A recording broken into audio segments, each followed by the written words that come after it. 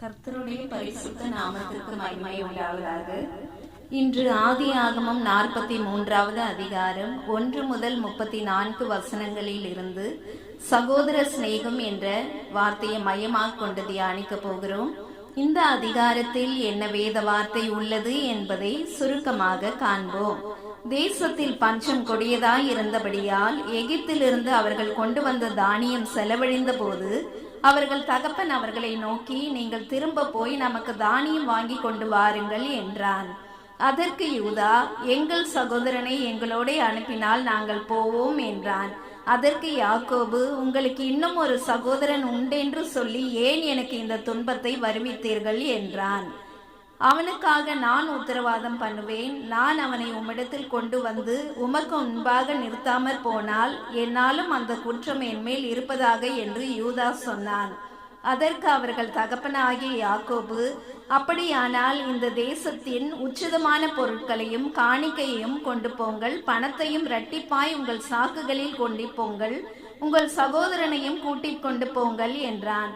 பின்பு அவர்கள் பிரயாணப்பட்டு எகிப்திற்கு போய் யோசேப்பின் சமூகத்தில் நின்றார்கள். யோசேப்பின் சகோதரனாகிய பென்யமீன் அவர்களோட கூட வந்திருக்கிறதை யோசேப்பு கண்டு தன் வீட்டு விசாரணைக்காரனை நோக்கி, நீ இவர்களை வீட்டுக்கு அழைத்து கொண்டு போய் மதிய சாப்பாட்டிற்கு வேண்டியவைகளை ஆயத்தம் பண்ணு என்றான். யோசேப்பின் வீட்டுக்கு தாங்கள் கொண்டு போகப்படுகிறோம் என்று கண்டு பயந்து யோசேப்பின் வீட்டு விசாரணைக்காரனை நோக்கி, முன்னே நாங்கள் வந்தபோது தங்கும் இடத்தில் போய் எங்கள் சாக்குகளை திறந்தபோது நாங்கள் கொடுத்த பணம் அவனவன் சாக்கிலே இருக்க கண்டோம். அதை திரும்பவும் நாங்கள் கொண்டு வந்திருக்கிறோம். தானியம் கொள்ளும்படி வேறே பணமும் கொண்டு வந்திருக்கிறோம் என்றார்கள். அதற்கு அவன், உங்களுக்கு சமாதானம், பயப்பட வேண்டாம் என்று சொல்லி அவர்களை யோசேப்பின் வீட்டுக்கு அழைத்து சென்றான். பிறகு யோசேப்பு வீட்டுக்கு வந்தபோது அவர்கள் தங்கள் கைகளில் இருந்த காணிக்கையை அவனிடத்தில் கொண்டு போய் தரை மட்டும் குனிந்து அவனை வணங்கினார்கள். அப்பொழுது யோசேப்பு அவர்களுடைய சுக செய்தியை விசாரித்து, உங்கள் தகப்பன் சுகமாய் இருக்கிறாரா என்று விசாரித்தான். தன் கண்களை ஏறெடுத்து தன் தாய் பெற்ற குமாரனாகிய தன் சகோதரனாகிய பென்யமீனை கண்டு தன் உள்ளம் தன் சகோதரனுக்காக பொங்கினபடியால் அழுகிறதற்கு இடம் தேடி துரிதமாய் அறைக்குள்ளே போய் அங்கே அழுதான். பின்பு தன்னை அடக்கி கொண்டு போஜனம் வையுங்கள் என்றான். அவன் தனக்கு முன் வைக்கப்பட்டிருந்த போஜனத்தில் அவர்களுக்கு பங்கிட்டு அனுப்பினான். அவர்கள் எல்லோருடைய பங்கை பார்க்கிலும் பென்யமீனின் பங்கு 5 மடங்கு அதிகமாய் இருந்தது. அவர்கள் பானம் பண்ணி அவனோட சந்தோஷமாய் இருந்தார்கள். இந்த அதிகாரத்தில் நாம் பார்க்கும் பொழுது யோசேப்பின் உள்ளம் தன் சகோதரனுக்காக பொங்கினபடியால் அழுகிறதற்கு இடம் தேடி அறைக்குள்ளே சென்று அழுகிறதாய் பார்க்கிறோம்.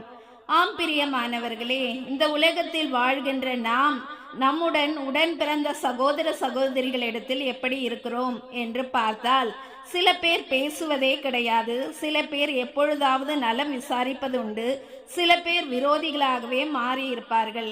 ஏன் இப்படிப்பட்ட நிலை காணப்படுகிறது? சிந்திக்க வேண்டும் பிரியமானவர்களே. வேதத்தில் கூட ஒரு வசனம் என்ன சொல்லுகிறது என்றால், எபிரேயர் 13ஆம் அதிகாரம் 1வது வசனத்திலே சகோதர சிநேகம் நிலைத்திருக்க கடவது.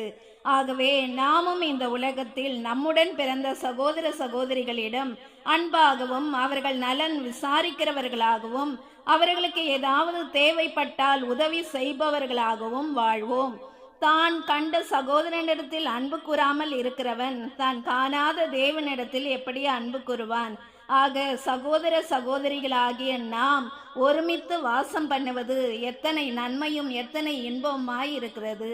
ஆமேன். தொடர்ந்து பாருங்கள், ஆசீர் பெறுங்கள், சப்ஸ்கிரைப் செய்யுங்கள். நன்றி.